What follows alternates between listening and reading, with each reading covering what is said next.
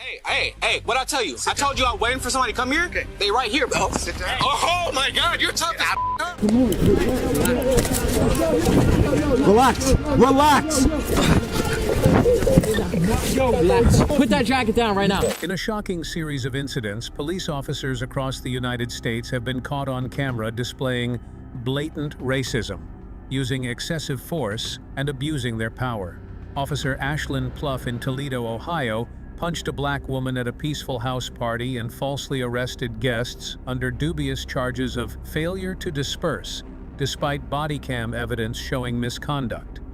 Similarly, in San Diego, Officer Dees wrongfully detained Amari Johnson, a black man, accusing him of smoking in a non-smoking area, leading to Johnson's lawsuit and Dees' dismissal. In New York City, Officer Kyle Erickson escalated a routine traffic stop by claiming to smell marijuana and later planting evidence to frame Jason Serrano, an incident exposed by body cam footage. In Tyrone, Georgia, State Senator Marty Harbin pulled over for an expired tag, which highlighted tensions between public officials and law enforcement, leading him to sponsor a bill allowing motorists to drive away from such violations. These cases underscore systemic issues of racism, excessive force, and lack of accountability within law enforcement, demonstrating the urgent need for comprehensive police reform. Stay with us till the end, because uncovering these disturbing truths is crucial for understanding and addressing the deep-seated problems within our justice system. The situation involves police officers using excessive force and displaying racist behavior towards people of color. The video highlights Officer Ashlyn Pluff, who punched a black woman and has a history of such actions, yet has faced no punishment. It also mentions another cop in San Diego who wrongly accused Amari Johnson of smoking in a non-smoking area and harassed him, despite Johnson not having any smoking materials. The broader issue is about racist officers abusing their power and often forgetting they are being recorded, leading to occasional but rare accountability measures such as fines or dismissal from the force. What you grabbing me for, bro? I already told you this coming straight. You look goofy as hell, bro. Stop touching me, bro. Obviously, nobody's going nowhere. Hey, what'd I tell you? I told you I'm waiting for somebody to come here. Okay. They right here, bro. Sit down. Oh my God, you're tough as Hey, you tough as Stop. Hey, Stop. The situation involves a police officer, identified as Dees, who wrongfully detained and used excessive force against Amari Johnson, a black man waiting for a friend in San Diego. Despite Johnson not engaging in any illegal activity, Dees accused him of smoking and subsequently arrested him, citing false charges of assault on an officer. Johnson's frustration stemmed from being targeted due to his race, a sentiment he expressed during the incident. Following the wrongful arrest, Johnson sued the city and the officer, resulting in a $125,000 settlement and Dees' dismissal from the police force. The broader issue underscores systemic racism and abuse of power within law enforcement. In this video, a police graduate and military veteran in Texas challenge a police officer's authority during a traffic stop. The veteran refuses to provide ID, arguing that there's no probable cause for the stop. He asserts his rights and questions the officer's actions, demanding that they run his plate and contact the Texas Commission on Law Enforcement for verification. Despite the officer's persistence, the veteran stands his ground, highlighting issues of police overreach and accountability. Then my question is, are you detaining me? I don't know what's going on. Okay, so then don't tell me where to go. No. He just saw this, and he saw this, and he wanted to make a problem. That's your reputation there, Joshua. Come on, man. Yes, it is. How many black officers you got? During a traffic stop, a heated exchange occurs between a police officer and a man who asserts his rights and challenges the officer's actions. The man, a police academy graduate and military veteran, refuses to provide ID, arguing that there's no probable cause for the stop. He accuses the officer of violating his rights and racially profiling him.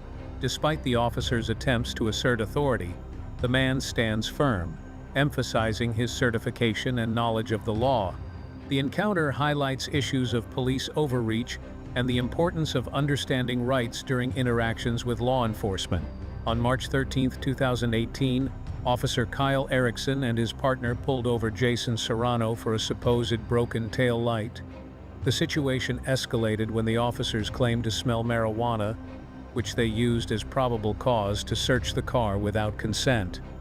This tactic, often employed by corrupt officers, allows them to bypass a civilian's right to refuse a search. During the stop, Erickson attempted to plant evidence to frame Serrano, highlighting an abuse of power and the potential for racial bias within law enforcement. Okay. Relax. Hang on with me. I don't have nothing in my jacket. I'm not. Okay, well, he's gonna check it. I don't have nothing in. No. Relax. No, I don't need to be. This situation is about to escalate for no reason. No, because I didn't do nothing. It was in the car. No, this is on you me. relax. It's my possession. Come on. Relax. Relax. Relax. Put that jacket down right now. Officer Kyle Erickson and his partner escalated a routine pullover into a violent incident by claiming to smell marijuana and using this as probable cause to search Jason Serrano's car without consent.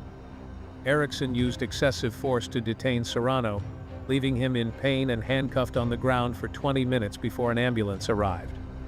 When the officers' search yielded no incriminating evidence, they became visibly agitated and, in a corrupt attempt to justify their actions, considered planting evidence to frame Serrano and save their jobs.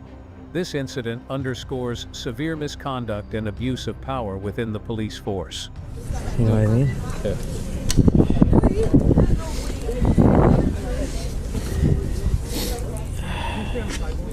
A detective is seen on body cam footage placing a small amount of marijuana in a car's cup holder, an area he had already checked multiple times.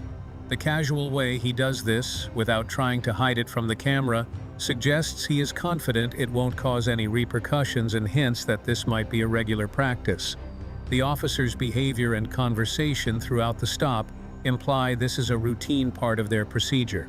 This leads to a fabricated case against Jason, who is charged with marijuana possession, resisting arrest, and obstructing governmental administration based on the planted evidence. It took over 2 years for the body cam footage to come to light, which resulted in the charges against Jason being dropped. Despite this, the officers face no consequences, raising concerns about other potential misconduct caught on camera but kept hidden from the public. Last May, in the town of Tyrone, Fayette County, a police corporal approached a pickup truck and encountered State Senator Marty Harbin, a Republican known for sponsoring a controversial religious freedom bill. Harbin, who another officer had pulled over for driving with an expired tag, was heard asserting his status and stating, "I paid my bills okay, I'm a state senator, I'm not stupid." This incident highlights the occasional tension between public officials and law enforcement during routine traffic stops. You serious with me? Yes, sir. I won't call Eric Dial, but I'll call the rest of them. But I pay my bills. This will not go over well. I can tell you can talk to everybody at the department. The car's going to be impounded. Because I'm going to take this, and I'm going to the state, and we're going to change the law. In January, State Senator Marty Harbin, who had previously been pulled over for an expired tag, introduced a bill allowing motorists to drive away from such violations. Although Harbin initially kept the personal motivation behind the bill quiet, he later admitted that his own experience with the ludicrous law inspired the legislation. The bill passed the Senate and is now headed to the House of Representatives. Harbin's truck was impounded during the incident, and he hopes the new law will prevent similar situations for others. Officer Ashlyn Pluff and her police department in Toledo, Ohio, were dispatched to a house party where guests were not causing any disturbance. Despite this, Pluff punched a black woman in the face, an act of excessive force that was caught on camera. This incident reflects a broader pattern of abusive behavior by Pluff and her colleagues, raising concerns about systemic racism and misconduct within the police force. Such behavior often went unpunished before the widespread use of body cameras, which now help expose these injustices. Hey, who lives here? Who's the owner I can talk to? Who lives here? This ain't got nothing to do with us. I'm asking who lives here. You do? Yeah. All right. Arrest him, and them two. Hey, you can't go in my house. Don't touch me. Don't touch me. I ain't even do nothing to you. What do you mean? Why you pushing me off the porch? Get on the Don't stay back. Don't stay back. Failure to disperse. Failure to disperse, everybody. In Toledo, Ohio, police, including Officer Ashlyn Pluff, were dispatched to a peaceful house party but escalated the situation by arresting guests under dubious charges of failure to disperse, which in Ohio requires a high likelihood of physical harm or public inconvenience. The officer falsely claimed he instructed everyone to go inside or leave, which he hadn't done, and then began arresting people. The police presence and actions caused more disturbance than the party itself. The situation worsened when an officer drew his weapon to threaten the residents, exemplifying excessive and unjustified police force. Time to move! Let's go! Who else wants to go to jail? Because you're about to go. Go. Go. Why don't you listen? Just go home. I don't have patience. People go to jail when I'm around. You know, before there was body cameras, I wonder how many sergeants would just light this thing up, empty this tank. In Toledo, Ohio, police officers, including Ashlyn Pluff, escalated a peaceful house party into a violent confrontation. Despite not causing a disturbance, guests were arrested under false charges of failure to disperse.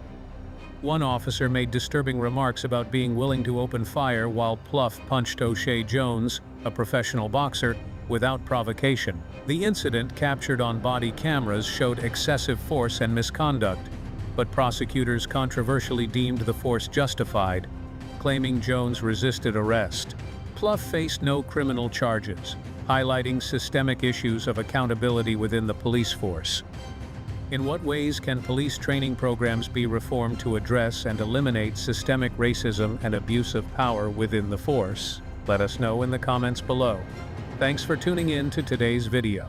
If you enjoyed what you saw, don't forget to hit the like button and ring the notification bell so you never miss our upcoming videos. Your support means a lot to us. Take care until the next one, and feel free to drop a comment sharing your thoughts. See you soon.